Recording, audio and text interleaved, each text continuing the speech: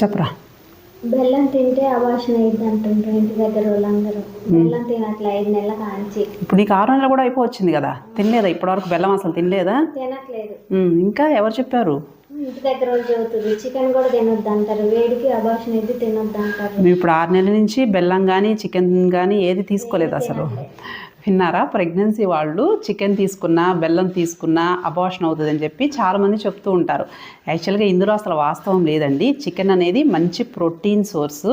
Chicken, fish ప్రెగ్నెన్సీలో హ్యాపీగా తీసుకోవచ్చు. అండ్ ఎగ్ కూడా డైలీ ఒక ఎగ్ తీసుకోవచ్చు.